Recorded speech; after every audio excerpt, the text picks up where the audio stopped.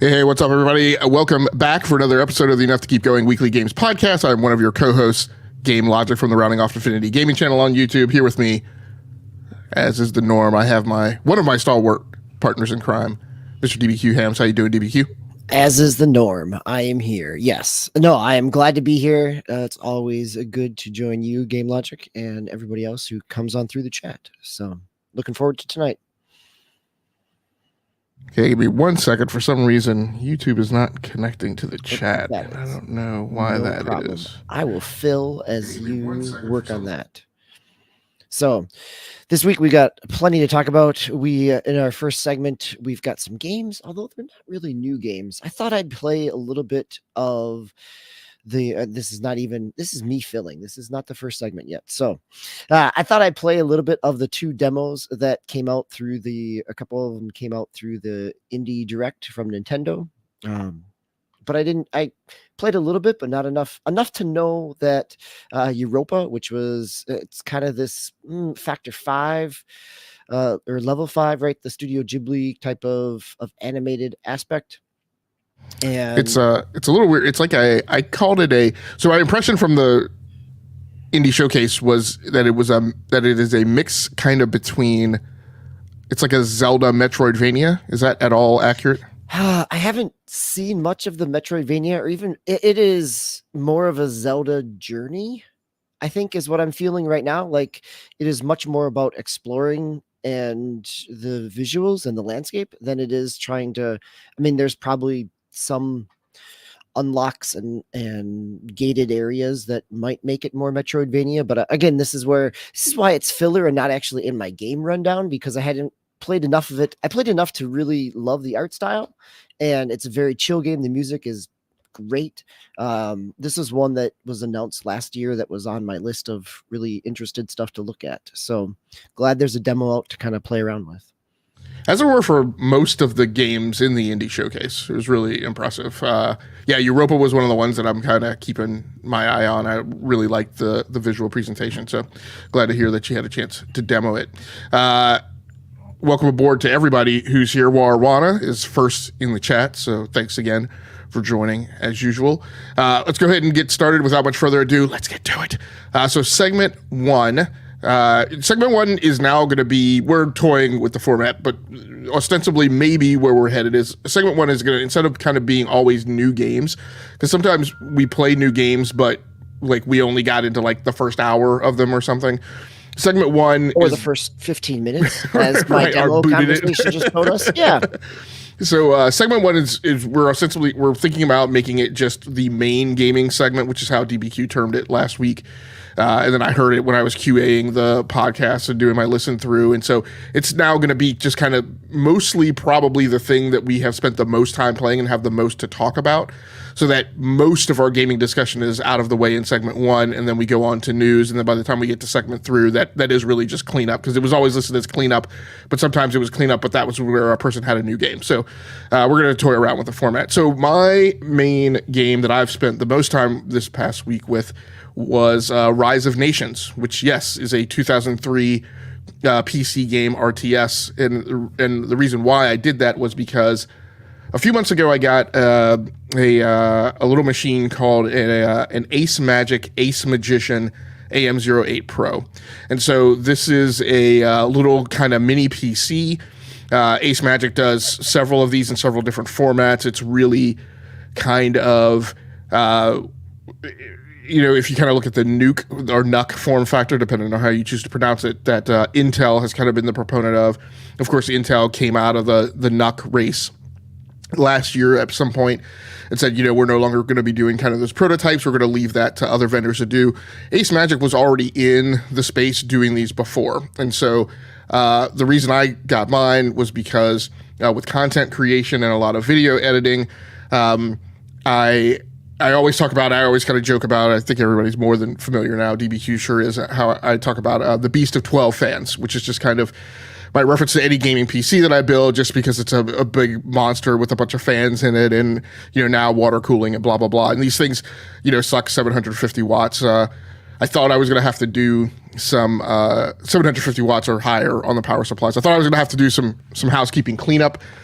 this week because I was really kind of concerned after I listened to the Full Nerd. So I think that's the PC Mag podcast that has a couple past editors of Maximum PC on it, Gordon Ma-Ung, and now Will Smith seems to have joined the regular cast. But they were talking about the same news story that we talked about last week, which was the Intel the Intel discrepancy with some of its high-powered CPU. And when I was listening to them, I was like, man, did I handle that a little too lightly? But the point is that, the reason I bought this little machine was because, gaming PCs are big monsters with lots of doodads and stuff in them. And, those Intel chips that are having problems are just south of 300 watts for power draw. So I bought one of these things so that if I woke up in the morning and I needed to do video editing, that I didn't have to turn on one of the Beast to 12 fans, right, to get some of that work done, editing the podcast, things like that. But I got it, and then after getting it, I had also been listening to Moore's Law is Dead, Our Broken Silicon, and he talked about how he had a similar machine and he'd gotten one for his girlfriend and was like, this thing does 1080p 60. For, some games that are not, from ancient times. And so I was like, wow, maybe I should try gaming on this thing just to kind of see what it should do. And I've been kind of toying with it for a little while. I actually started off this week's experiment starting back over with Star Wars Knights of the Old Republic, which I had been playing there frequently or before. For some reason this week it kept crashing on me. I don't know why. And then finally I kind of got tired of it and I said, let me try something else. And so I rummaged around in my Steam backlog, my Steam library, and decided to pull out Rise of Nations. The Rise of Nations, I'm a little fuzzy on its pedigree, but I believe this is Brian Reynolds. I believe it was a Firaxis game. I believe it was done after Sid Meier had kind of moved on. It's a really interesting RTS. Back from the heyday of RTSs, we talk a lot on this show about how it used to be the way the RTS genre was. They were coming out all the time from a PC gaming space before we kind of really got into a world where the Game Award shows were really merged between console and PC. The winner of the Game Award from any PC gaming outlet was always a real-time strategy game, for about a decade. And this was in the heyday of StarCraft, etc. So along comes this Rise of Nations, and it was kind of in the third phase wave, I would say. We had kind of the Age of Empires phase, and then we had a phase where kind of some newer game. We had kind of Empire Earth. We had I don't want to say Total Annihilation. We had Ground Control, but kind of there were these phase 2 RTSs that spun the formula a little bit. And then there was kind of a phase 3 where kind of the RTS genre had kind of become mature.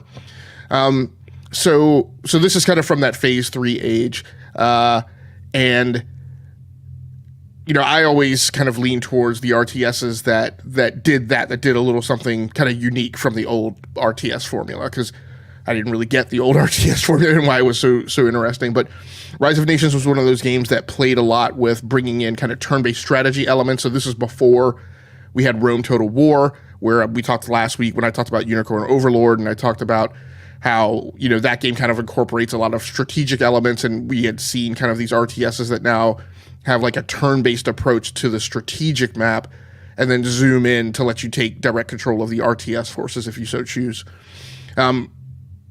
Rise of Nations was one that was kind of in between that, so it was a bit of a spin on kind of the Age of Empires formula, but it incorporated a lot of turn-based strategy elements like areas of influence, and so you couldn't go build structures in a territory that was under the political influence of an enemy.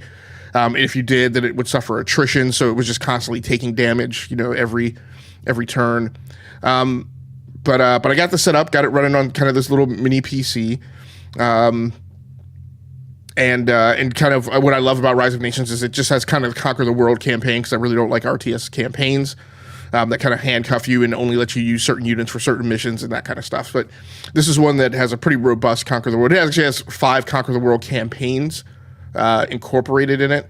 I don't do that. I just typically, just kind of randomize my own mission. And so I kind of started small, just me versus one AI opponent, I wound up and randomized. I wound up getting the Aztecs, and then I was up against the Bantu nation.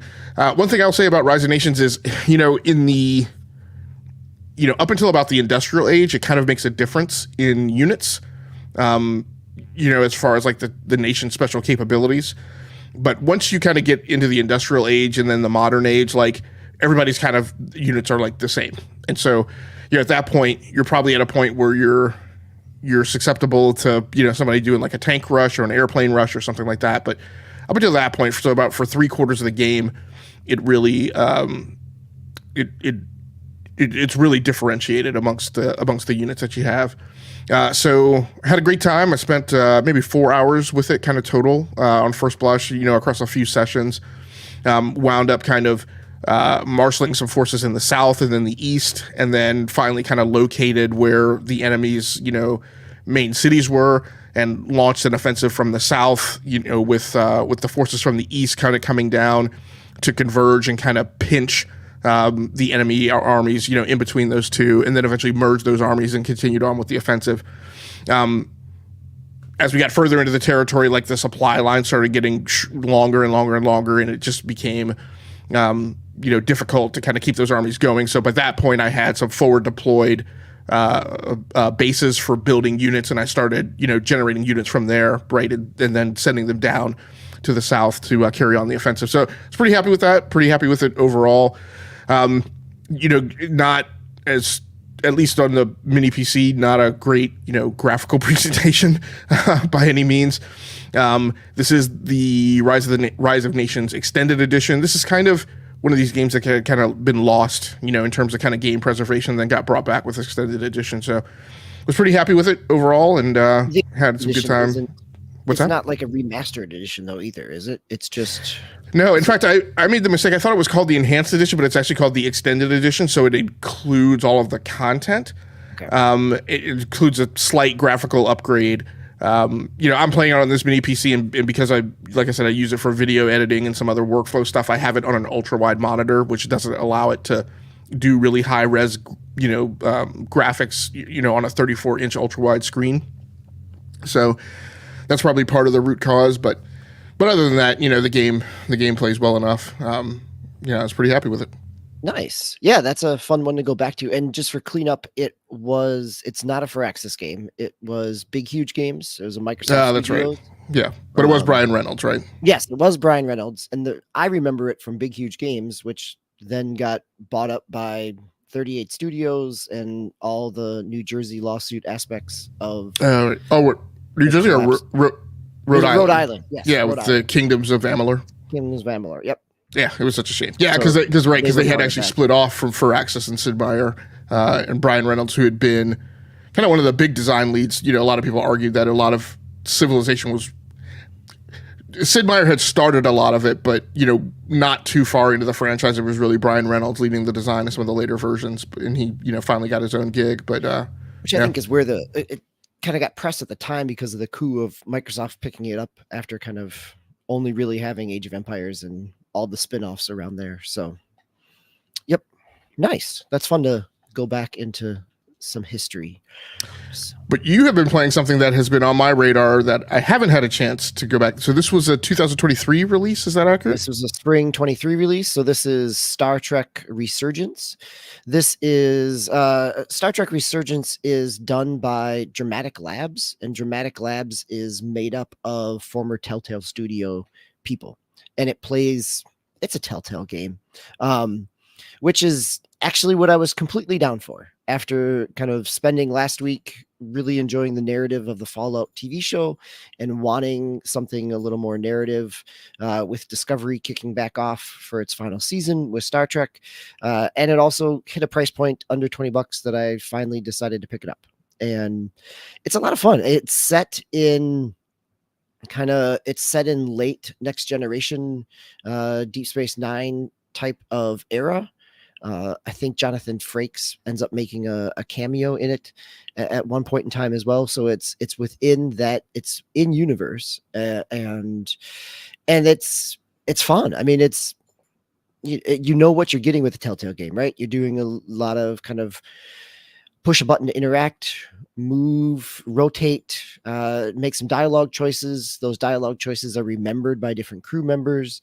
But the crew is interesting. I'm finding the narrative enjoyable. And so it kind of scratches that niche of, it's not necessarily a full on game, but it's hitting my kind of narrative desire to live in that space and that world. So Now, this is not a knock on the game, but one of the reasons I did not jump at it, and if you remember like the talk in the Discord last year, one of my comments was I was very up on this game, but then as it got closer, I kind of realized like the vector of the content. I got a little lukewarm, not entirely, but I didn't fall head over heels to jump on board. So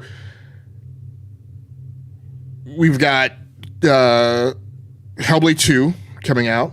We've got, and then we had, I keep wanting to call it From Dusk Till Dawn. What was the visual novel that came out last year that was the Xbox exclusive? with it just went to PS5. Yep, I can think of it. Something. Nope, don't know. I'll have to look it up as we go. But yes, that was, and that had like giant, like maps of where your decisions went and how you went. It had a kind of rotoscoped art style to it in terms of. Yep. Yeah, as Dusk Falls. Dusk Falls. There we go. So again, I put.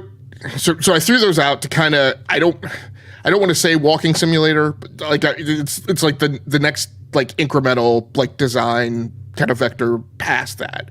I mean, is that kind of what Star Trek Resurgence is in the vein of? Oh yeah, very much. I mean, it is very much you're moving to the next narrative interaction point. Yeah, it feels, I mean, the graphics are better than kind of the old Telltale engines. You can tell it's a more modern engine. They're not pushing anything super fancy, but it still feels like if you've enjoyed a Telltale game at some point in time, it is in that vein. If you Dusk Falls, thank you everybody. Right, if that was something that you enjoyed, that it's not drastically different, but it is more.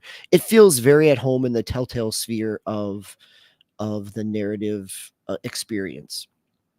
So I even think Dusk Falls had a little more, I don't know, branching path to it to some degree. Like this is, at this point, it's much more character kind of interaction and building relationships. There's a couple, I mean, you start some away missions, you've got some interactions with your crew, and, it is very in that Star Trek aspect. It's also more stable than it was. I remember one of the knocks on it when it first came out was it was a little janky, but it's also, it's been a year at this point. Yeah, the Until Dawn or the Quarry. I think I've played Until Dawn, Wara. I have not played the Quarry yet. I think it was coming to. I think it's on Game Pass now as well, or it's coming, but it's in that same kind of vein. Until Dawn had a little more. I guess I found it a little. I mean, I enjoyed it. It was fun. It's a fun kind of slasher film, but you actually are moving around. There's a little more free movement to it, a little more action in it because of its plot point versus, there's classic Star Trek. There's not a whole lot of running that goes on from one edge of the set to the next edge of the set, right? Like it fits in that kind of TV syndicated production aspect of sets. So which is fitting, right? Like it's not drastic there in terms of its difference and thematic. So yeah, there's a lot of interesting ones that are out there. Yes, thank you. I think it is still on Game Pass for the Quarry. So yeah, I've enjoyed, I mean, as a kid, I always enjoyed a choose your own adventure novel, right? And this always feels like it's the video game extension of that, of kind of moving from one space to the other. And just a couple weeks ago, I talked about the Invincible kind of visual novel game that is out there with Adam Eve, and that has some actual combat in it and a little more action to it, or at least it's turn-based combat. But again, it's, I think Skybound is spun off as its own game studio at this point, but has the rights to some of the Walking Dead games from Telltale. So it's in some of those veins. So yeah, it's something I enjoy. It's not always, it's, it is not going to sit you on the edge of the seat, but if there's not a TV series that's currently hooking me, a good kind of narrative walking simulator can do that as well. All right, very cool. On to segment 2, our main news headlines. DBQ, I will let you take it away with the first news story in the rundown.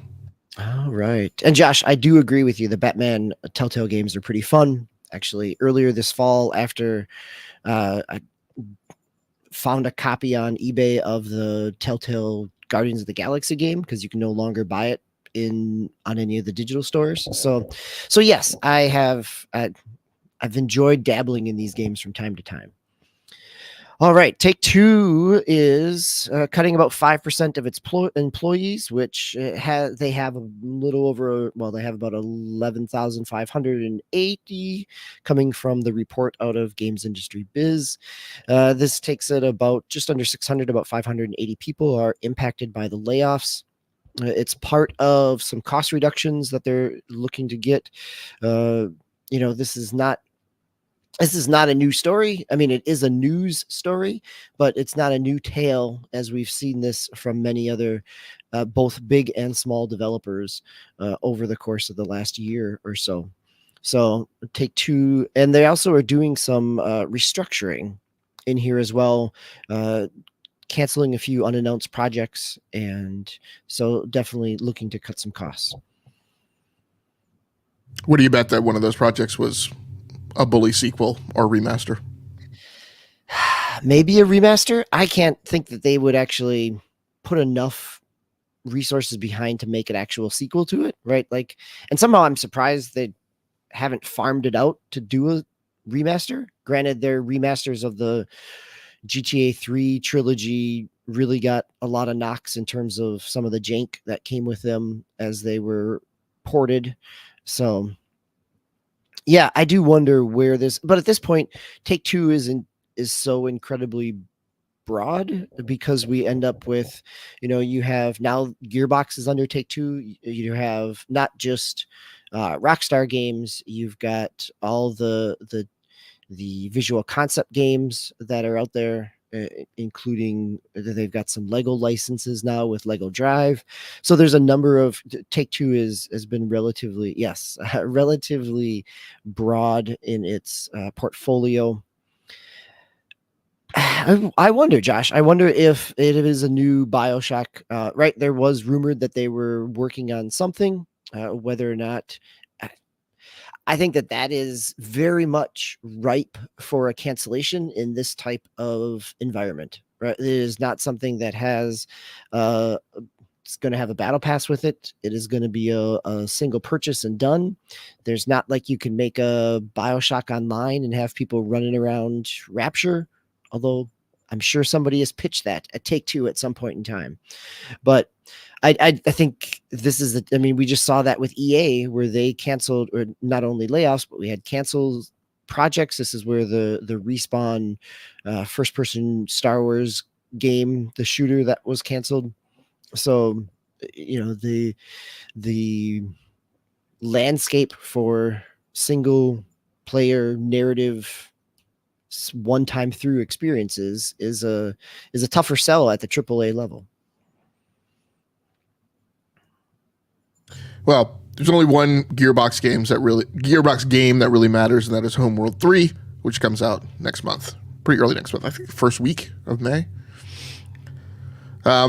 Next news story in the rundown is Blizzard still considering taking World of Warcraft to consoles. This news story over on Tryhard Guides. The potential for World of Warcraft to expand onto consoles is a widely talked about subject as the popular MMO nears its 20th anniversary. Surprisingly, the developers also talk about it themselves. Holly Longsdale, the vice president and executive producer for World of Warcraft, revealed in a recent interview at BlizzCon 2023 that the discussion about bringing the game to consoles is ongoing within Blizzard. Longdale told I don't know who the heck GR is, Games Radar, and she's optimistic about the possibility of a console version of the game. She thinks the game is well suited for the transition to consoles, especially considering the existing controller support in World of Warcraft and the advancements in console hardware. She believes that consoles have the potential to manage the expansive and ever-changing world of Azeroth. So, you know, when the whole Activision ABK thing was going down, one of the things that I mentioned is, man, what a savvy business move it would be to take World of Warcraft, port it to the Xbox, and say, hey, Game Pass subscribers, you now get access to a World of Warcraft subscription within your Game Pass thing, or raise the price by like $1 or something like that. But that to me would move numbers and get people to subscribe to Game Pass. It could also be a slight arm twist where you deliberately, I would assume that at some point, well, I guess, so you already connect your Blizzard account to your Xbox account, right?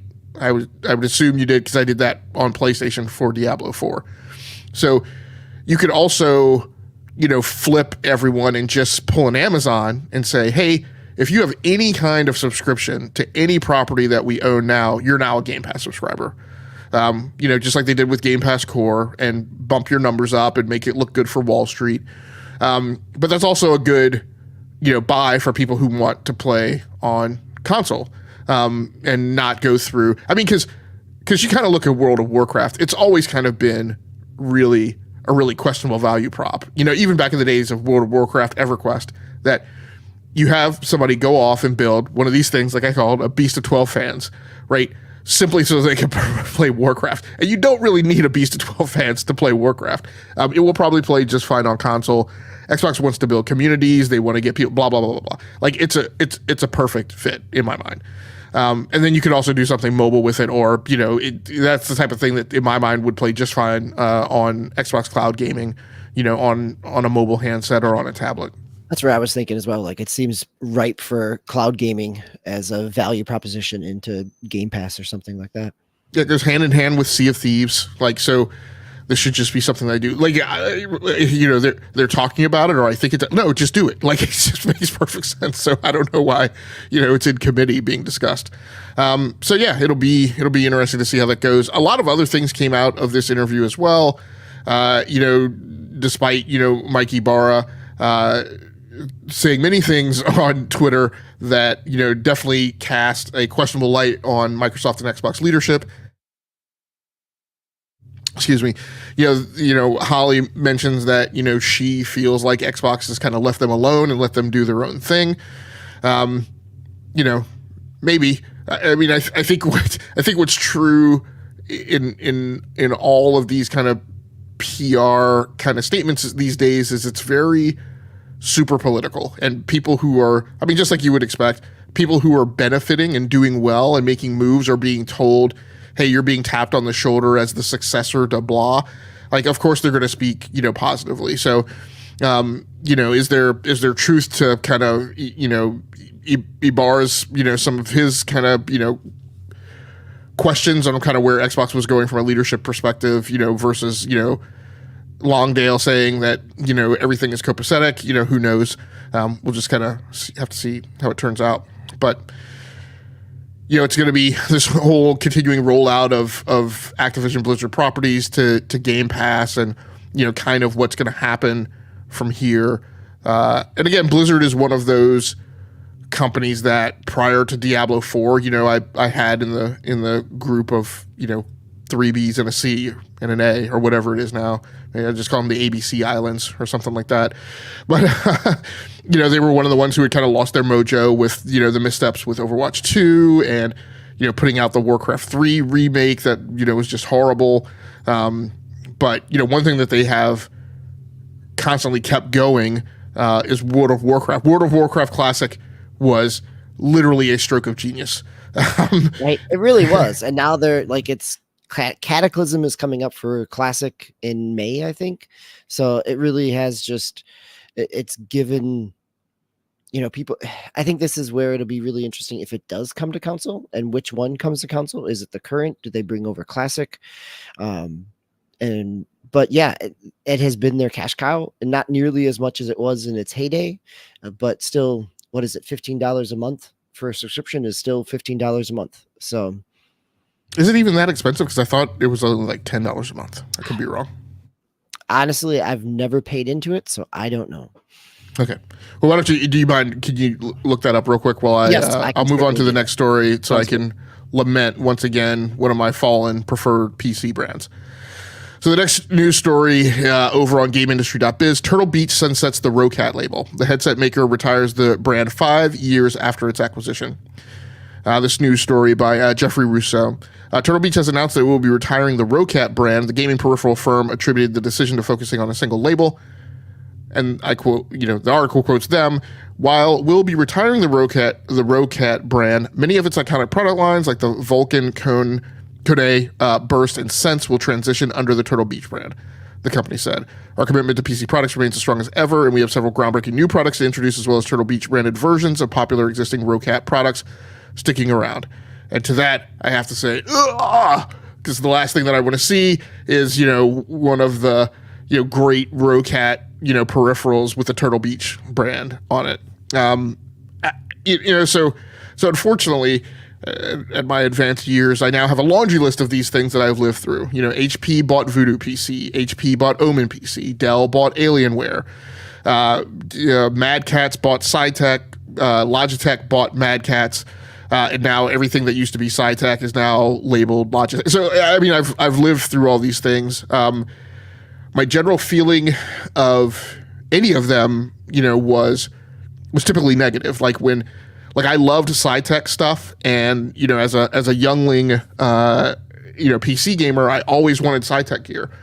And when I was finally at the point where I could afford SciTech gear because it was quite expensive, they got bought by Mad Catz, and I'm like, well, I'm not going to buy it now because Mad Catz is like bargain basement, and they're going to just sully the brand. So I didn't, but then they got bought by Logitech, and then Logitech is kind of in between, and you don't know where they're going. And then I finally went ahead and bought Logitech gear, or ostensibly SciTech gear, and Logitech has done a pretty decent job. In fact, they've kind of revitalized that line of products because the software. I mean, SciTech products came out when we were on Windows XP, so across XP, Vista, 7, 10, 8. The software compatibility had just kind of fallen off, and you had to do all these hacks and workarounds to get the stuff to work. But Logitech kind of pulled all that stuff into the Logitech G Suite, which at the time, yes, I kicked and screamed, and I was like, "This is horrible. Logitech G is bad."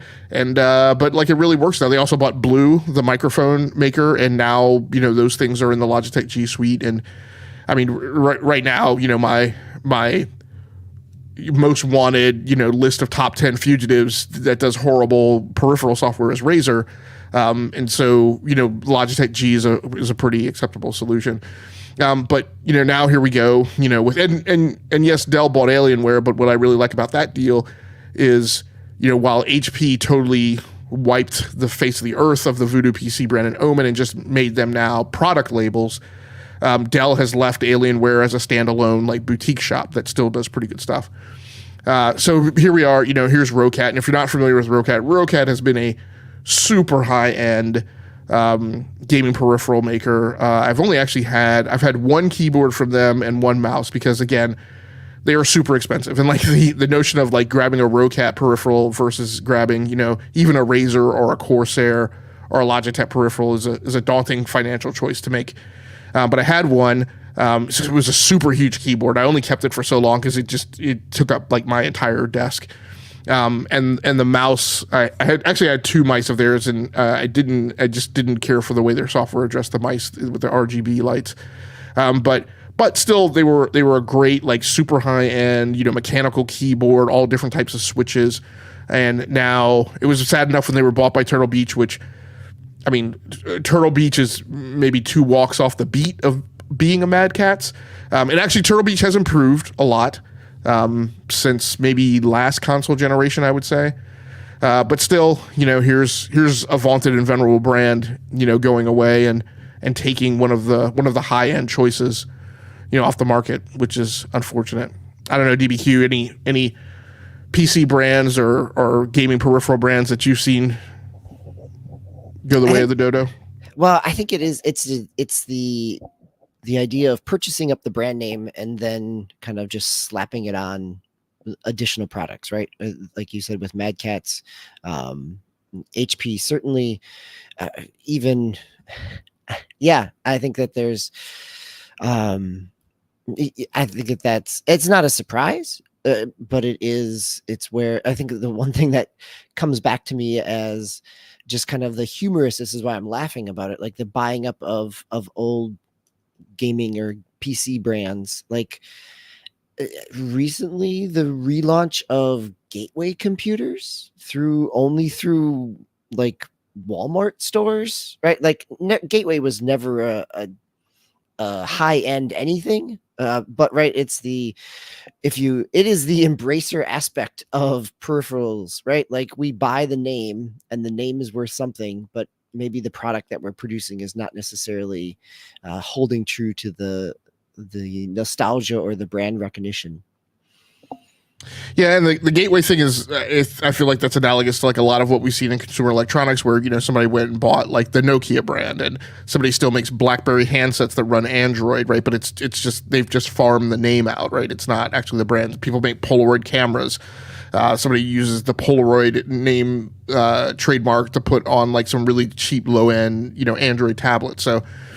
Yeah, and I mean, and those things never hold any of the luster or any of the kind of the wonder, right, or the love that we had for them, before. So it's just unfortunate. Gateway actually had like a brief time where they were making some gaming laptops, and kind of in the Windows Vista era when they were kind of breathing their last gasp. They actually made it's like a P6000 I think series laptop, which was really awesome and really not too expensive.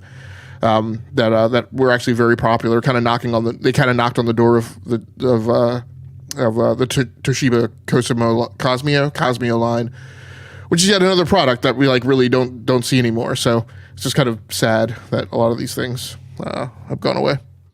Yeah, I think the fact that we are probably the one podcast this week talking about Gateway, but I think Josh's comment here is exactly right? The nostalgia aspect, and this is not unique to consumer electronics, right? Like this is the same as you get into food and boxed products there, that buying a name brand, we've seen it with countless reboots in movies and TV shows, right? The nostalgia, trading on nostalgia is very much there's a market there for good or ill. Yeah, while you're talking, it also reminds me like Plantronics, like is another like headset brand that like we don't really see anymore. And JVC has kind of backed off a little. Plantronics hasn't gone away; they've just backed out of that market, I think, was what I saw. Your mention of movies actually reminds me that one of the strong campaigns that I have to wage now is I have a kid who wants to see the Fall Guy movie, and then I finally watched the trailer, and I was like, "No, you are not watching that. That is not the Fall Guy." Like, I'm not one of these people who says like everything that comes along that's new, that's a remake, is like, well, that's not my thing. I don't believe that. Like, a lot of remakes are like great; they breathe new life like back into it. But like that story, that is not what Colt Seavers was. Colt Seavers. There we go. I was trying to figure out who it was. Yep. Okay. So, and the next, and I believe the last story, yes, Josh, there is a Fall Guy movie starring Ryan Gosling. Yes, and Emily Blunt. So, yes. And in the follow-up to your World of Warcraft, speaking of nostalgia trading, right? WoW Classic. Yes, it is. If you're only doing a 1-month subscription, it is still $15. If you buy a year, it is $13. So really significant cost savings if you purchase a year for those $2 off a month. Yep. Our last news story is this news story over on Push Square. Ubisoft responds to Star Wars Outlaws exclusive Jabba the Hutt boondoggle. This story by Kale Adam. Since unveiling the eye-watering $130 Ultimate Edition of Star Wars Outlaws last week, Ubisoft has been under fire from fans furious a full-price single-player game would even warrant a season pass in the first place. Worse, acquiring the season pass is the only way to play the exclusive Jabba's Gambit mission at launch. Ubisoft has since issued a statement insisting that Jabba the Hutt and the Notorious Hutt Cartel are one of the main syndicates and that players will definitely have dealings with the faction in the base game. However, Ubisoft suggests that if players want the optional additional mission, perhaps a little extra face time with the big guy, the season pass is right there. The mission description reads, just as Kay is putting together a crew for the Kanto Bite heist, she receives a job from Jabba the Hutt himself. Turns out that ND5 owes Jabba the debt from years ago, and he has come to collect. So, DBQ, I'll toss this to you and kind of let you kick us off with your feelings on this whole thing. I mean, if it wasn't the Star Wars property, would it hit the same? Yeah, right. Speaking of nostalgia, thanks, Josh. You're right. Like, I don't think it would hit the same level of uproar that we've seen this in we've seen versions of this in Assassin's Creed games where you have additional missions that are only there with the pre-purchase or with the day one edition will have a small. Most of them are very meaningless. As somebody who has purchased day one games from Ubisoft through GameFly that still has their code included, right? Like, it's a quick little side quest. I think if it didn't have Jabba, so I'm not that. It's not surprising. I don't know that I really am that worried about it. It's not, if it is something that is going to be it is a big enough narrative piece. Guess what? I'm pretty sure Ubisoft would be glad to sell it to you after the game launches as a DLC piece. So if it is something worthwhile, I have no doubt that they're going to try to charge us one way or the other for it. At least it's not tipping the developer and tipping the publisher, as what we had this story last week of Blizzard saying that we should be tipping after we purchase a $70 game. So well, Mikey Barr was saying that. So former Blizzard employee. Yes. Yeah. Thank you for the clarification. Yes. Mikey Barr. So no, I don't know that I have any real strong objection. I mean, it's kind of tasteless. I think Wara's comment, right? You're not surprised is very relevant here. What do you have a soapbox to get on about this one, or is it just corporate being corporate? Yeah, I mean, this falls into my thing of like, I don't. Right now, there's just so much of the story that we don't know, right? We don't know, the how long to beat of Star Wars Outlaws. We don't really know how big a piece of content this is. I'm looking around and I don't see where it's listed whether or not you get this if you are an Ubisoft Plus subscriber. We do know that if you're an Ubisoft Plus subscriber, you do get access to the game with 3-day early access, which is, in my mind, a bump from the controversy that we saw with Starfield. I mean, so I get it in this day and age. And War, I'm not saying you're outraged. I'm saying, and I'm not talking about people who are bothered by this. I'm talking about the people who are outraged to the point of like they're ready to jump off a cliff, right? So I just don't know that we know enough yet. I personally am like the type of person who's like, there's content on a disc and that content is DLC, and there are people who get outraged because they're like, I paid for it. Why don't I have access to it? But look, I work in software. I get that just because like a thing is on a piece of digital media, no customer, that doesn't mean that you paid for it, right? There's X number of labor hours and I charged you a certain amount for that number of labor hours. And if you want the content that took the additional labor hours, then you have to pay for it, And I had all this, these discussions with, with customers who used, one of my products in the power distribution field, and a lot of those customers were always like, hey, this is in the software, like why don't I get it? And my response to them always was, because you didn't pay for it. Like that person gets it because they paid for it. Like, I don't care that it's all one software application. It's different features, functions, and like that's just how it's sold, and it's not different than buying the car with the air conditioning package versus buying the car without it. Although that's antiquated to say because now all cars come with air conditioning. So, you buy a car with the convenience package and it has like the console mounted like GPS on it, right? Versus the other one that just has like an AM FM stereo CD-ROM player in it. Yeah, I don't know, whatever. So I don't know where you're shopping for cars, but finding a new car with an AM/FM stereo and CD-ROM is a whole, there's a whole different level of vehicle classic there. So I mean, I don't know. Now, if you're like for the collector's edition stuff like that, like if they're not selling a SKU with the collector's edition stuff that includes like like season 1 season pass, then that's a little stingy. You know. Now again, I wouldn't be surprised if they did sell that SKU and it was $135, right? Like, I mean, and that's not drastically different than what their other, like Ubisoft has done this. We had, the Crew Motorfest and I'm trying to think of some other, usually, well, at least the last time with Valhalla, you got a full $120 Far Cry 6. You had $120 aspect there. Yeah, as Josh said, right? This is not a new piece that they're issuing. Kind of, I am used to seeing Ubisoft games having a 3-tier system, right? You get the base game, you get a deluxe version that is $10 more.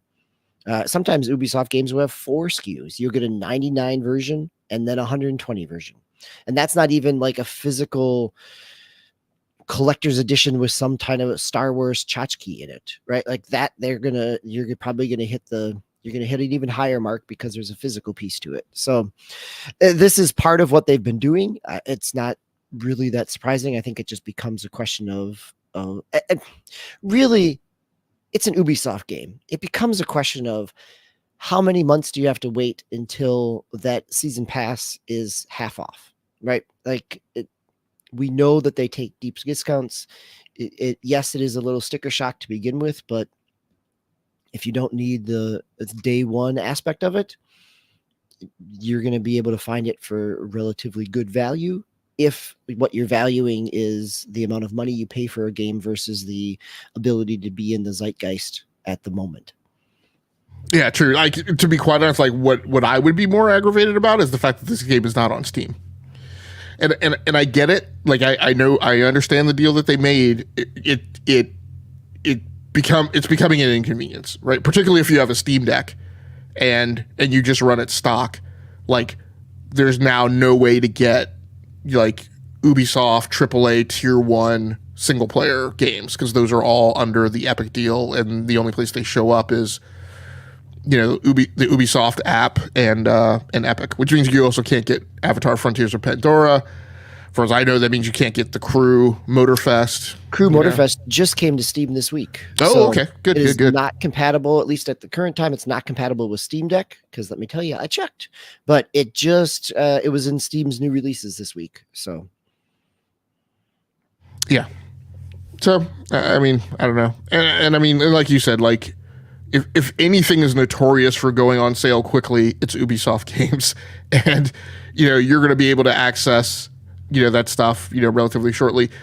Now, the thing I think that's curious and bears some discussion is, I mean, part of the deal you have to see part of the lens you have to put on is like, look, understand the ask of the business model up front. This is a single player game wrapped in a very super highly popular IP, and it is hitting the street in very Suicide Squad like fashion.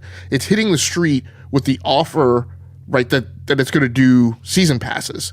And so, have we seen the roadmap for this yet? That's what I was just wondering as well. Like, I don't know that I've seen a season pass roadmap. Right. I could see very much so because we are talking about bounties. Like you could very much make a series of missions and bounties that would be part of the roadmap.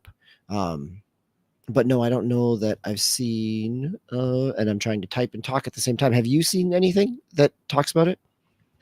I don't. I thought there was an Ubisoft game that something has come out for a roadmap for, and I don't know if that was X Defiant, but somewhere in like the preps that I've been doing for a show on their showcase and some other things that got announced during their earnings call, I thought I saw something that caught my eye that was like, oh, there's a roadmap for that. I can't remember if it was Outlaws, but like Outlaws needs a roadmap. Like, yeah, I mean, there's nothing on the website as it's talking about the season pass that talks about a roadmap at this point. So, and honestly, that's probably smart. Like, having how many times have we seen roadmaps for season passes that have failed to meet their time frames? Well, how many? So I guess this is my thing, right? I feel like a tip over point that we've hit in the last 2 years is that if you're going to come to market, right? And we've talked about on this show how you're coming out and all these games are like the same, like the value prop is the same, and it's an incredibly crowded space. And now it's kind of crowded. Now you're doing single player games with a continuing spend ops tail to it. So now you're now you're really having the business model that CD Projekt Red got awarded for when they weren't really that business model. So, but I mean, this is the chase after the Destiny 2 model, right? Mm-hmm. Before you started getting microtransaction to death. It was, hey, here's a game, here's a single player game. And granted, even that one had co-op, but you're going to have chapter oriented installations of additional content and you're going to pay for those. Now this is actually walking it a beat further, where now they're saying it's a season pass. And so you can continue the story, but you're going to need to re-up for $10, right, every 3 months or whatever it is. And there was a season pass for Frontiers of Pandora that does have a roadmap to it, or at least that kind of at least tells you what it's promising, and for that game. So yeah, so I feel like you need to come to the fight with a roadmap. You need to like it can't be an empty promise anymore. No, if you're going to try to sell somebody on a season pass, it certainly makes sense that you're telling them what's in there besides a pre-order Java mission and some cosmetics is all that's included right now. Because I need to know that you thought about it. I need to know that you planned for it. I need to know that you've done the technical pre-work for it. I need to know that you made the architecture extensible enough to accommodate it. And I need to know that you're not going to be, oh crap, we just sold this game and a bunch of people bought it and we told them it was going to have season passes and now we need to go figure out what that is. The other thing I need to know that you pulled a Kevin Feige, and I need to know that you architected out where the story goes, for the next 4 iterations. And like I said, that you're not just like making it up.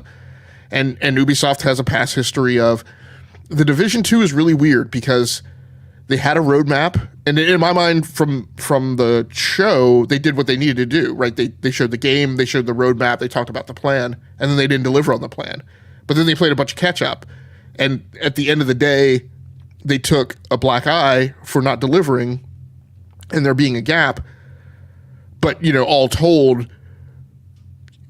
I won't say everybody's happy, but, when given the gap, I just thought that they were going to give up. But this goes back to the Ubisoft stick-to-itiveness that really always surprises me. That. Like, they are going to commit to a game and keep supporting it for long periods of time. Yeah, so I don't know. This is a weird one, and it'll be interesting to see how it goes. Chances are, as we actually get more information, we'll be talking about it again. So, yes, Josh hits on Redfall and its roadmap with additional content that I think is even still selling at this point, or at least available for purchase. Whether or not people are buying it is a whole separate question. Yep.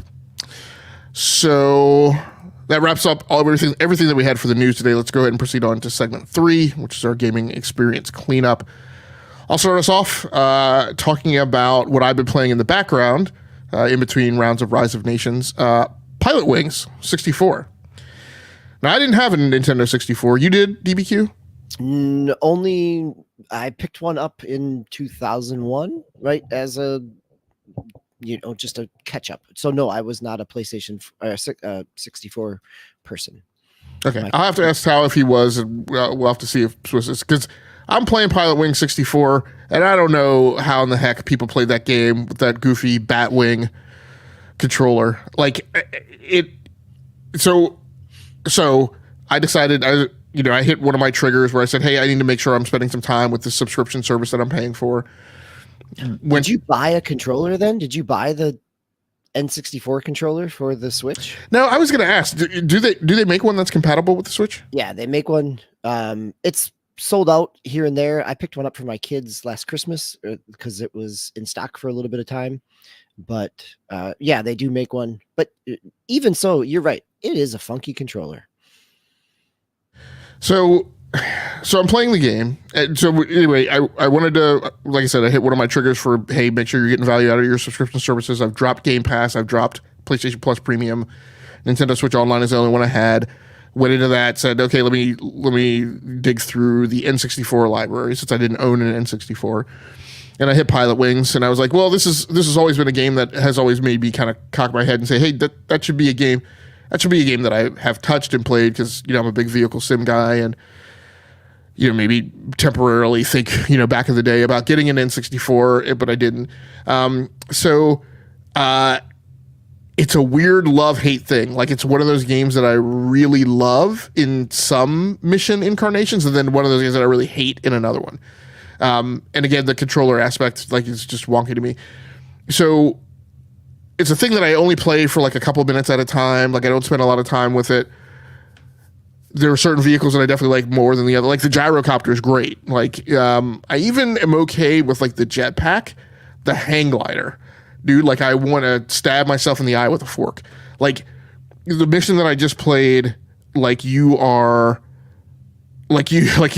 jump off this, like, all the other hang glider missions before you start already airborne. This is the first one that I see, like, the guy actually, like, taking off from a high altitude cliff, jumps off. You need to go through rings, which are vertically downward from where you are. So you immediately go into a dive. The problem is, and you have to swing through and hit like 9 of these rings and then go land on the pad. The problem is that there's an updraft coming up from the canyon. And so the slightest bit of nose up that you do has the tendency to want to take the hang glider, right, and just completely buoy it out of the updraft. So needless to say, I played that game. One of the reasons why I only play it for a few minutes at a time, because some of these missions I like do over for like 15 or 20 minutes, right, before I finally get it. That all being said, I'm still having a pretty decent time with it. It's a survey sim of kind of pilot-y antics. No graphical powerhouse, obviously, was probably pretty sharp, for owners of that system back in the day. It was also one of the only games that was available at the time that it came out, right? I think it was early in the N64's life cycle when there was a significant drought of games. And so I would say it holds a overinflated place in people's nostalgia because it was the equivalent of it was near launch. Thanks, Josh. It's the grandma got you a game for Christmas and it's the only game you're going to get until your birthday. So you're going to figure out how to play it and enjoy it. Yeah. And there's probably, people got a lot more proficient with it, if they spent a lot of time with it. It's something that interested me, but not something I have a lot of time to spend with. But it's been pretty neat. I love the fact that, again, with Nintendo Switch Online and the Switch, you can actually save. You can actually make save points, anywhere in the game. It's nice in there. Yep. Yeah, which I'm sure, the game didn't natively accommodate that back in the day, and I'm sure that just drove people, batty. Yep. So the other thing I've been playing on the Nintendo Switch is Mario Kart 8 Deluxe. Why? Because when I got my Nintendo Switch OLED, I think I've talked about on the show how when you get the error discrepancy warning message from Nintendo that like your cloud save is out of sync with your local save, which of course you get on a new Switch the first time, I don't feel that dialogue that they give you is particularly intuitive. And so I overwrote my cloud save. Oh, no. Which means it wiped all of the unlocks that I had with Mario Kart. Now, I'm not like a Mario Kart lover. Like I like the game. It's neat and interesting, and I like having the unlocks for the kids when they come down and play because they have more cosmetics, right? That they can none of those things make any difference.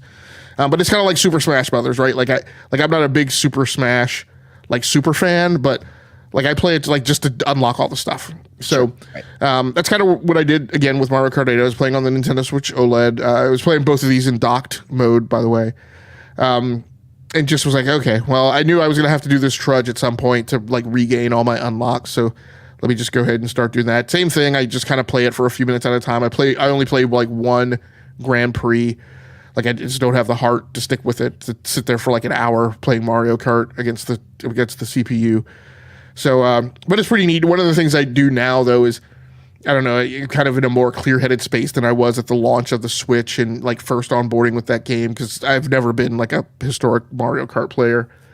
But actually, now that I can kind of just play it, I don't want to say mindlessly, but with like with less than like 100% cognitive attention, right? I can actually like breathe in like the track design and pick out some of the other kind of really curious design elements. Playing what is it, Bowser's Tower or whatever today with the spinning fire blades and the big Bowser who's like punching the speed acceleration pads on either side of like the wavy boards. I needed to, again, I don't know as much about Mario Kart. I didn't grow up with Mario Kart. I'm sure that there must be some reason behind like why I keep getting like crappy unlocks or crappy weapons, pickups every time I hit one of the question mark things. But like I never get like the inky ghost cloud or. Are you in the lead? Yeah, that's what I figured. Yeah. It was tuned to, the people in the back get the better weapons. Very much tuned that way. Yes, that is a classic Mario Kart piece. So there you go. But yeah, I like I said, been having a decent time with it. Been playing with the Joy-Con Charge. So I finally had a reason to pull that peripheral out of the drawer again after years of it sitting in there. But yeah, having a good time with it. Nice. Well, I think there with now that you have if you've got the N64, that means you have all the expansion passes for Mario Kart 8 as well, and there's just a ton of tracks in there. A lot of fun. I did, yeah. I had to download. Yeah, I went in and I was looking at it in my menu, and I was like, what? And then I was like, oh yeah, I got to download all these again. Yep. Yeah, but it's a good again. If you already are a subscriber for that second tier, there's a lot of value there. So if you enjoy those types of games, I'm going to switch up and stay in the kart racing here and jump ahead with our agenda, just because we're talking about value and we're talking about kart racing. So this week, season 7 of Disney Speedstorm came out. It also hit its kind of 1 year anniversary from the early access this week. So they've been doing kind of daily giveaways. It's not the 1 year release of the full game, just the early access release.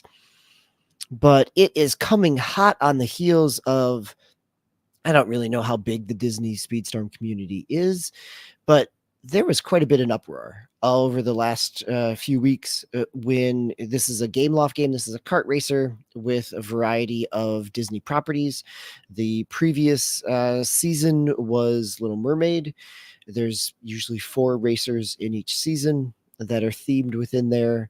Now the current season is Wreck-It Ralph, and again 4 racers there. They also usually do a mid-season, like you had Wally or a couple others, Steamboat Willie and Pete.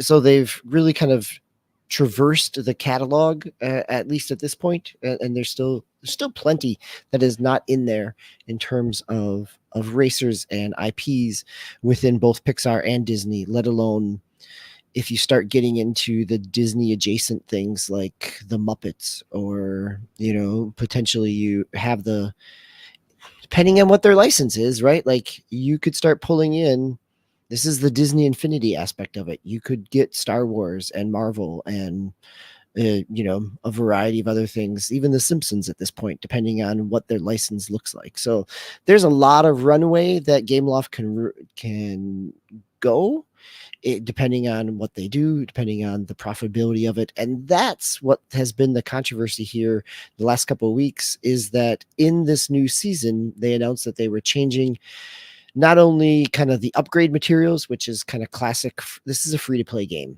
This is, it had, in true free-to-play fashion, it had a whole host of upgrade materials, and each different character from each different kind of IP had different upgrade materials. They had some common ones, but then they had some special ones that you only got if you were racing with that character or with people in that universe.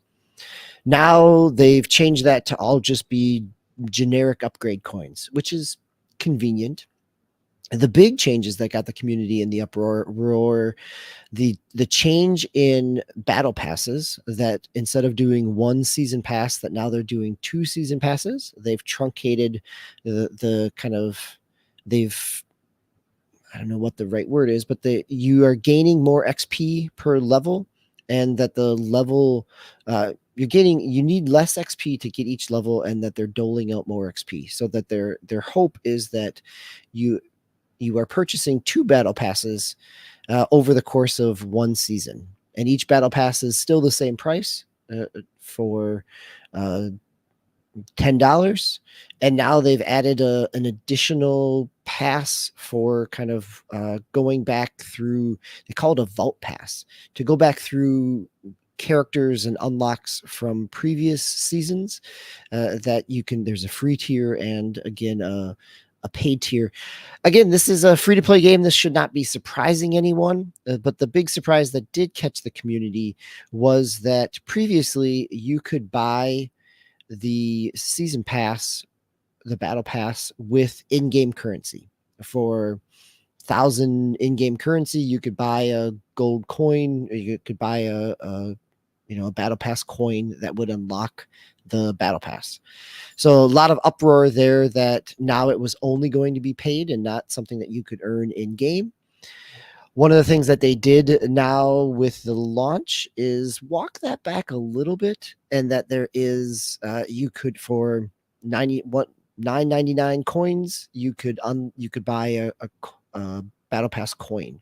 The battle pass coin is only for 25 days. So what I don't know is and I haven't read the literature yet, if it's on sale for that period because that's when the next battle pass ends, or when the current battle pass ends, the next one starts, or if it is a kind of a make good from GameLoft to those in the community that were upset about it, to giving them an option, like if they've been hoarding coins to buy battle passes, that they could go out and buy these and then hoard the coins. And I still have a couple coins from when I purchased it in early access. So it's the community has had some issues, but the actual gameplay, it's still just a lot of fun. It's a good kart racer. Wreck-It Ralph is kind of fun. Fix-It Felix, what is it? Vanellope, the Sarah Silverman character, is spot on in terms of her power is that she glitches like she does in the movie, right? Like they do a good job with the IPs. They do a good job. All the soundtracks for the courses are remixed from the kind of popular songs that are attached to them. It's a fun racer, and it still does the thing that is family friendly, where if you're playing local co-op, you're playing just a offline game and all the racers are unlocked, which is great. If you are playing online and trying to earn some things in the battle pass, it's like, I think the last time I talked about this back in the fall, it is easy to see where you hit that grinding treadmill, that if your characters are at a certain level, you're going to be okay until you get a couple maps deep, and then you're going to need characters at a certain level, or you're going to need a character from a certain franchise at a certain level, or a character of a different, the carts all have different classes, like a brawler or a speedster, that needs to be at a certain level. So if you've been trying to level up lots of different characters, that is also eating through your upgrade material. So playing it casually means that I have dipped in and out and played a little bit here and there with most seasons, but not necessarily grinded enough to really keep all my characters up. But it's still just fun. At the end of the night, it is, you put it on, you run a few tracks, just like Mario Kart. There's still some just kind of casual simplicity to it. Like, as you said, like, you don't have to be edge of your seat. You can just kind of relax and play and enjoy it. And it still fits that niche. But again, it comes with even more free-to-play trappings every time they do an update. Well, and like, this is another thing that makes me question, this whole notion that, like, the generation's coming behind, this is all they're going to want to play, and yada, yada, yada. And I'm like, I start to question, is a person really going to only play 5 or 6 of these games, and like is going to have a whiteboard with like the 19 different forms of microcurrency for each game to keep straight in their head, well, on the 21st of April, I need to go buy this thing, and then the new thing comes out in game Y. Like, it's like where I am with that mixture. Like, I play Call of Duty like all the time, right? And I've learned, and I had to dig it. Like, what the heck is this black cell thing? And I had to dig at it and pull it apart. But now I understand it, right? But like, I'm not. Like, I keep getting the itch to go back to Destiny 2, but I'm like, I don't have the mental bandwidth, right, to figure out that and Apex Legends and like, all these ridiculously Byzantine, like club membership, fees structures and, how much a thing is in the, dining room. And like, I struggle to consider that's going to be somebody's life, so that, that it's going to be a constant thing week after week after week after week. Like, I got to buy this thing and I got to buy that thing. And I don't know, it'll just be weird. That churn. Yeah. No, it's funny that you mentioned Destiny 2, because I had pulled it back up after the most recent Into the Light update. Haven't really played a whole lot with it because just haven't played a whole lot with it because, again, it is a mental hurdle of like getting back into it, as exactly what you said. Like, I kind of want to just to see, but I also don't know that I have the time commitment to get back there. So I'll be very curious when the final shape comes out, what kind of onboarding and ramp they provide for people that have stopped years ago, but still want to kind of see the end of the story. So I'll be curious to see where that goes. Yeah, you should work out just enough time in your schedule to get back to Destiny 2 at the time where they're yanking all that stuff back. Because it turns out all that stuff, like a bunch of their stuff they're putting into like, when that gets over, they're going to pull it all back.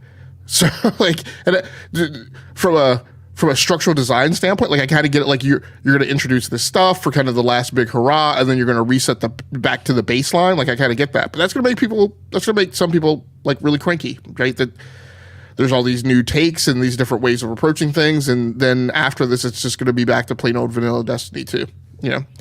If they're not working on a Destiny 3, I think, because part of that is the rumored, right, causality behind it, right? That a lot of these things they're introducing, they were planning for Destiny 3. And then as plans got delayed and they started getting, pinched, that they pulled some of that stuff ahead. Which means to me, if that's really true, if they did pull it ahead, then that means that there was code for that stuff, which means they would be prototyping it, or it's sitting somewhere in a repo for them to do. It was somewhere beyond just the paper napkin. Hey, well, what if we do this, right? It was something they were playing with. And maybe that's also part of what they're doing, is prototyping it and seeing how people like it, right? It's kind of a beta, but in a real game. So it'll be interesting to see. It will be. Yes, I agree. So as we've been talking about N64 games, looks like you've been playing a remake, a remaster, a remodel of a PlayStation 1 game with Final Fantasy Remake. This is not Rebirth that Maura has played, that I've played. This is the initial one, the Staying in Midgar edition. Yeah, because at some point I would like to play Rebirth, or at least I got an inkling to do so. And then just as I was about to, I was like, well, I guess that means I need to go back and play Remake, which apparently I own. So I guess it's one of those things that I probably bought and played, and then like the first 30 minutes of it, and then got distracted and put it away and just forgot, in the deluge of PlayStation Plus that, is buried in there somewhere. So I did pull it back out. Like I said, I think I had played like the first 30 minutes or so. It's a Final Fantasy game, which means it's only going to like have that so much traction with me. Maybe it'll hook me a little bit more. That first boss battle is a super PETA. As like, this thing's just a big DPS sponge, just like a big enemy in Destiny 2. Like, I don't know why I want to be bothered with this. And if Cloud gets knocked out, then like having to take over Barrett is just an exercise in pain, because he's so slow and not able to get out of the way of anything. So it is what it is. But it was neat to toe dip and at least, nibble on a bit of this story, which is a huge, zeitgeist thing for everyone else that I have, chosen to ignore because it's not a flight sim or a racing game or a first-person shooter. So, and I can take or leave the combat. I'll give the combat a, right side of 50 kind of take on it. It's interesting. Maybe it'll get more interesting because in this instance where I just went back and kind of picked it back up, I only really had Cloud and Barrett, so I didn't have a ton of variety to make the ATB like slow down sequences really meaty or worthwhile. So we'll continue to plug through it and see how it goes, and maybe one of these days I'll eventually get over to Rebirth. I mean, it is one of those where it is much more streamlined compared to Rebirth, and it is, or I shouldn't say streamlined, like it is, you don't have nearly as many party members, and so that aspect there, if that's something that you enjoy, the Rebirth it gives you more of a full RPG type of party. And I think Rebirth does streamline some of the friction points that I found with Remake. Still enjoyed it, but again, I know that I played Remake on the easy level because I just kind of wanted to make my way through the story and not necessarily. I mean, the combat is what it is, and it's not bad for trying to find a new way to spin a turn-based ATB type of thing. But and I am also playing on easy because it's enough. It was enough of an ass to ask me to be bothered. So I was like, I don't need to. That's the way to do it. Yep. Yeah. At this point, you're not doing it for the challenge. You play other things for that challenge. Yep. Right. All right. Very much so. So you have also been going back and taking a nostalgia look. Big nostalgia night tonight. It is actually. Yeah, no, I was talking about the Fallout series last week, talking about playing a little bit of New Vegas on the Steam Deck. I downloaded again Fallout 4 for Xbox, and I also downloaded Fallout 76. I have not fired it up. Or technically, I have fired it up, and I got to the Bethesda login screen and said, "Yeah, I don't care enough," and I shut it down. So I did go back to Fallout 4. I have a save there from way back when as well. And in true Fallout fashion, I was making my way through, trying to remember where I was, just wandering off. Found the initial quest giver that I was supposed to be in. I'm only a couple hours into the game at this point. Got into a battle. Was getting shot at over my head, turned around, took a shot at the person shooting who I thought was shooting at me, and they were shooting at the enemies that I was shooting. Turns out that the guy I was shooting at is the quest giver, who now is upset with me, and I can't go into the same loading area with him without getting shot. So in true Fallout fashion, I had to then wind back a save, multiple saves behind, because it had quick saved me at a same spot when I loaded into the screen that he was upset with me and shooting at me. So I lost about 20 minutes in there. Nothing bad. But again, it just reminded me of like, yeah, thanks Bethesda open world game. Yep.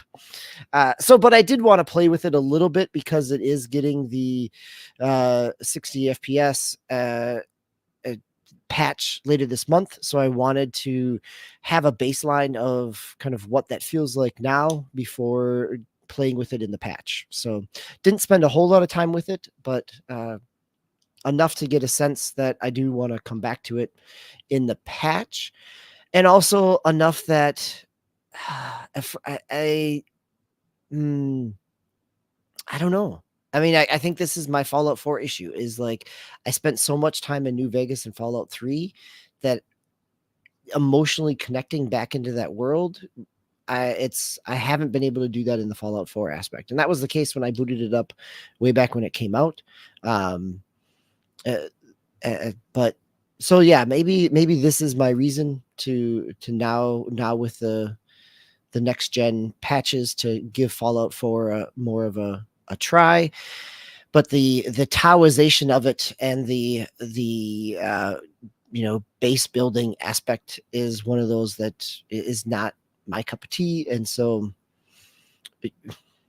chances are we'll see. but I do want to know what it looks like with the patch. So yeah, some good conversation. Yeah, Fallout New Vegas, it's super cheap at this point. If you know, and I feel like in some ways the show has some good Fallout New Vegas vibes, more so than kind of the more Obsidian vibes than the Bethesda vibes. So in terms of some of the narrative aspects there. Yeah, I mean the show has been look, I am not super crazy about like a lot of the like television show kind of stuff, just from the way it sucks a lot of the air out of the room and kind of I feel like distracts like everyone from like actual gaming news that's going on. Like I said, I've been on a tirade for about a week now about how, you know, nobody watched the III showcase, nobody watched the Nintendo Indie showcase, but yet everybody's flapping their gums about, you know, Fallout TV show and the Last of Us TV show and blah blah blah. And I'm like, and for me personally, like I think this is part of my PTSD of living through the Berlantiverse. Like, you know, that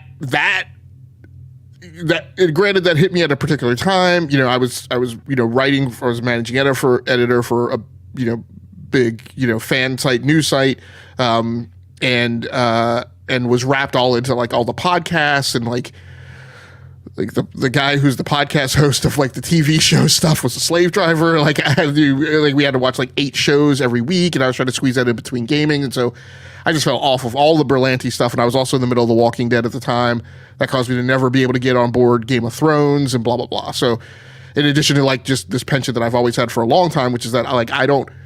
The reality is I am most comfortable watching a series when it's done and it's no longer in production. And I'm not constantly in this like, hey, I just finished watching this one season and now the new season's out, so now I'm behind again. So, but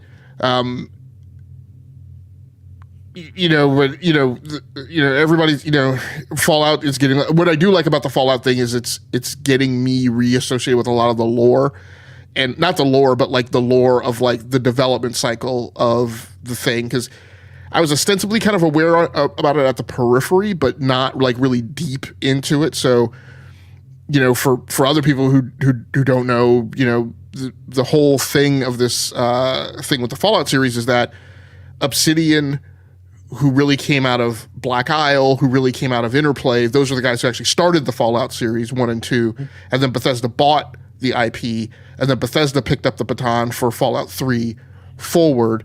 Of course, eventually going back and recruiting Obsidian to outsource one iteration of it. A lot of the cultural stuff is kind of funny that's going on because there are a lot of people who are like old Black Isle or old Interplay Black Isle people. Interplay also the guys who did the Descent series back in the day. But it's so how they're feeling that like the show is oriented towards the Bethesda take of Fallout, and so we'll argue that like they're messing up canon and all that stuff, and then there's a lot of back and forth of, you know, no, it's not. We've incorporated all of that, and then like the guy from Black Isle, Interplay, Obsidian, like it's just been super interesting. So yeah, there's been a lot of dialogue there, right? There's been a lot of text spilled. So yeah, I think the Fallout series it's nice that it's having a moment with the you know, with the show. I think that there are lots of different vectors to get into Fallout in terms of, you know, we've got multiple Wasteland games, right, that still kind of thematically have carried on the original kind of isometric Fallout aspect.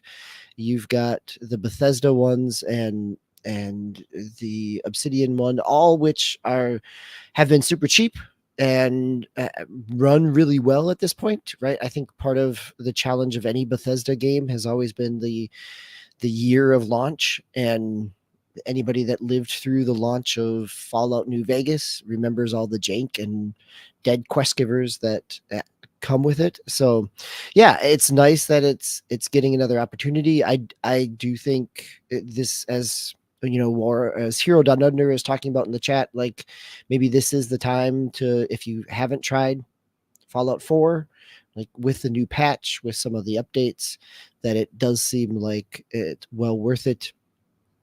Yeah, so we will see what that all brings, and if the zeitgeist around Fallout, the challenge of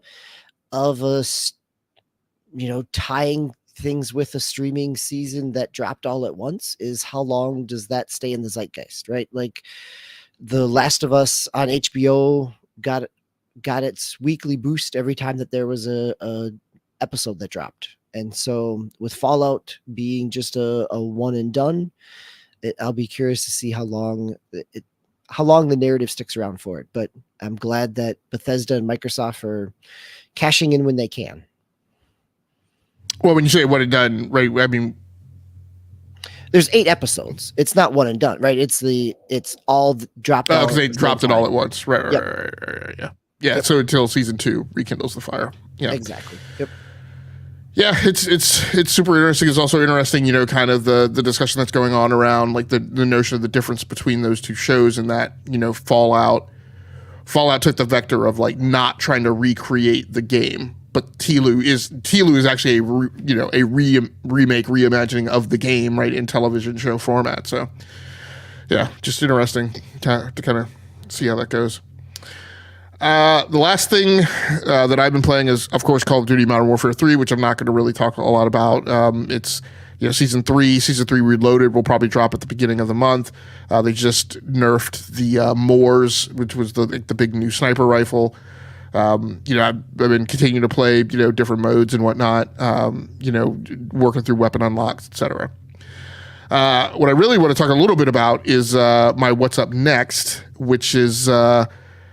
I hit one of my triggers where I wanted to, make sure that I'm getting use out of my peripherals. And so I took my Thrustmaster TMX racing wheel and pedals, which is mounted on, a lesser expensive kind of brace or H-frame and stand, hooked it up to my Xbox, and I'm going to be getting into a set of Corsa Competizione, which I played a little bit before with the controller. Actually played a little bit tonight with the wheel and pedals. As we've been talking about, Brat mentioned it on Wednesday night, that he, his kid bought a wheel and pedals, and, Brat sat down to play a little bit of Forza Horizon, I think he mentioned, but like a completely different game. Like a set of Corsa Competizione is a thoroughly frustrating game if you try and play it with a controller. It is a wildly different game with wheel and pedals. Still not easy. I'm playing through the first tutorial, which even having done it before is just a thing that drives me nuts, because it's like 10 minutes, but you basically have to run. I don't want to necessarily call it a perfect run, but like you have to see it hit multiple objectives in this first run out of the gate. And to the point where like if you mess up a lap, then you may as well just restart the whole thing over. And it's, like I said, it's a 10-minute session. So making one mistake on one lap, just causes you to have to really restart the whole session over, which is a little frustrating. But having a good time with it, playing it in performance mode. So I set my Xbox to 1440p, 120 hertz on that display, and it should be a really fun time, and allow me to get some use out of my wheel and pedals, my lower end wheel and pedals that I use on the Xbox and PC. Probably will. Caused me to break out the Thrustmaster. I think that's the T150 Gran Turismo edition is like my higher end wheel and pedals. So hopefully I'll break that out soon too. Okay, for all of you in the chat and those listening, tune in next week to see how many wheel and pedal setups GameLogic actually has by next week. I only have the 2. They are I only have the 2, and I'm probably going to stop short of the next big thing would be a direct drive, a wheelbase, but it took me years. Like the whole reason I have that higher end set is because what I've really always wanted was one of the Thrustmaster sets that allows you to swap out hand wheels, because I wanted because I play rally games, I play Formula 1, I play street racing games, and I always wanted a wheel set that allows you to, like, I have the rally wheel on there now because that's kind of the default Gran Turismo wheel, but I also want to get the Formula 1 wheel set and stuff like that. But the next big one, like, that I probably won't do is like getting a direct drive set, which, like, the direct drive wheelbase by itself is like $500 to $600-$700. and then you got to buy the hand wheel, and then you got to buy like your own wheel and pedals stuff. So probably not going to go that far, just because with me playing across all the systems, the big problem that I've always talked about is, you can buy a set, but like that set's not going to be compatible with both Xbox and PlayStation. So you in every generation before this, I've picked and chosen, either a PlayStation set or an Xbox set. But this time, given that Forza Motorsport is on the Series X and you have Gran Turismo on the PlayStation 5, I wanted sets that worked with both. So, but like I said, in the next week, I'll be mostly playing with the TMX. It should be a good time. Yes. Anything on your playlist coming up? Yeah, a couple of games hitting both Game Pass and PlayStation Premium. The Tales of Kenzara, that kind of Metroidvania. It's the studio who Bayek, the voice actor from Assassin's Creed. This is the kind of 2D, similar to Prince of Persia in terms of its look, but definitely has caught my eye. Also, the Uladin Chronicles 100 Heroes. So this is on Game Pass. This is the kind of spiritual successor to the Suikoden series, with some of the original designers, developers there as well. So two games to check out. Again, chances are I'll probably play a little more of Tales of Kenzura, just because it will have a lower barrier to entry. That getting into a JRPG with 100 characters probably is not something that at this time in the academic year and work cycle that I'm going to have the bandwidth to sink a bunch of hours into. Yeah, and coming up on the closing of the academic year, which is always bonga time.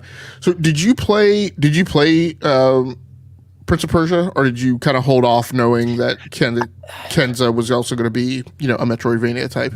I played the demo, and I kind of held off because I knew it was an Ubisoft game, and eventually I'll find it for $20, right? I think that's I just picked up Assassin's Creed Mirage for $18. So yes, I will wait for my Ubisoft threshold, and definitely I do want to play. I enjoyed the demo. From what you talked about it, it's right there up in my wheelhouse of kind of nice looking Metroidvania in kind of modern 3D kind of, but side scrolling graphics. So, yep. Yeah, Josh Ayers in the chat says never go full Ubisoft. That's right. Right. It's Assassin's Creed just hit my price point. I'm sure it's not going to take much longer before Avatar hits that price point of kind of getting into that magical number. Although, I keep waiting for that $20 price point for the Crew Motors Fest, and that still kind of hasn't dropped below 35 at this point. So, which is just a super weird vibe when they're also getting dragged for shutting down access to the Crew. Like, it's kind of flabbergasting to me. Not that they would do it, but just that like you would choose to just blow by the bad perception, image, exposure, right, that you're getting off of that, and keep the high price for the sequel, when of course what people are going to say is, well, what's going to happen if I pay that money and they shut this down too? Like, it's just super weird. I mean, granted, the original Crew has been up and running for 8 years at this point. I mean, yeah. Hero Down Under asked what my price point is for Ubisoft games. For me, usually it is if it goes sub 30, if it's something that I'm really interested in, it starts to get there. If it goes sub 20, it's definitely a pickup. I think the last full Ubisoft game I went all in with was The Division. And that was just because I had a group of people to kind of run with in that as well. So, or The Division 2, I should say. We did go I best both divisions, because we had the original Division would have been one of the impetus for some of our initial Band of Gamers podcasts back in 2016. So, yeah, and Ubisoft games are just really like I love them. Like Avatar: Frontiers of Repertoire. One of the kind of bylines going around is, people. It's not getting a huge amount of uptake because it's not Far Cry enough. But like I I love an Ubisoft game and love that approach. But they are definitely, but a lot of their games, like the Ghost Recon games, the last couple of iterations, I've been like, we thought on the show how I played the betas, and I was like, it's just not like in that case, those were too much Far Cry, and I felt like it was too repetitive. And it's like their games, unfortunately, for a lot of people, and just like genre, and like they're really like the poster child representative for like buy a game when it hits that value price proposition, right, that you like. And I think unlike some other publishers, I think they know that maybe better than a lot of other pubs do. Like a lot of other pubs put their games out, never discount them, or discount them begrudgingly. Whereas I feel like Ubisoft, it's more planned and deliberate. Like you can go back and buy games that they've put out DLC for, where like the DLC is like the same amount as the game, right? Just given however much they've discounted it. So I think they're, other than that knit with the crew and the Crew Motorfest, I feel like they're very aware, right, of their positioning on the market and like in charge appropriately. I think, there could be some examples out there that have gotten by me, but no, I think I think the place where they take the heat is what we just talked about at the top of the show with things like Jabba, where at the initial price point of 100 or 120, the value return there is challenging for most people. But what was it? By the time we hit Christmas, so 3 weeks into Pandora, we had some sales at $50, so $20 off its list price. Like but also knowing like if you enjoy that game, they've got a season pass to sell you. Like there's more content there. I mean, that's where the Assassin's Creed games usually get me, is I'll wait until they're cheap, but then I'll sink into that world enough that I want to play more. So yeah, and I mean, you're a person who puts a lot of hours into those types of games and gets a lot of value out of them. So, well, I wanted to hit the Star Wars Outlaws SKU list because, quite honestly, I haven't looked at that structure with hyper specificity. But we are out of time for tonight, so we may pick that up next week, or if we get another article, I'm sure there'll be another controversy which will warrant us coming back to it. So for everyone who came through the hold on, gamers get upset about Star Wars? I've never heard this before. Right. Like again, with the notion of this whole strategy and what they're doing with pricing, I've mentioned a theory that I am expecting K-Vest to show up in the Mandalorian movie that comes out next summer, and that will kind of be the synergy and the wrapping, the convergence of timelines and story and video games and canon right into the whole thing. So it'll be interesting to see if they do with that. But for everybody who came through the live chat tonight, we appreciate you. Thanks very much, Warawana. Thanks, Josh Ayers. Thanks, E-Nate. Thanks, Hero Down Under. For anybody who happens to watch the archive version of this show in rerun as a video on demand on the YouTube channel, we appreciate you as well. Please feel free to like the video and subscribe to the channel so you can just receive a notification whenever we post new content. We will be back next week, same bat time, same bat channel, 8:45 p.m.-ish Eastern Daylight Time on Sunday. So until next time, take care of yourselves, stay safe out there, play the games that you like, come here to talk to us about the games that you love. Once again, my name has been GameLogIQ from the Rounding Off Infinity Gaming channel on YouTube. Here with me with my partner in crime, Mr. DBQ Hams. Towmaster should, I think, hopefully be back with us next week. But one way or another, there will at least be two of us here, and we will pick up the baton and move forward. So without much further ado, thanks a lot for everybody for joining in. We will be back next week. Good night, good luck, and good gaming. That's going to do it for us. We're out of here.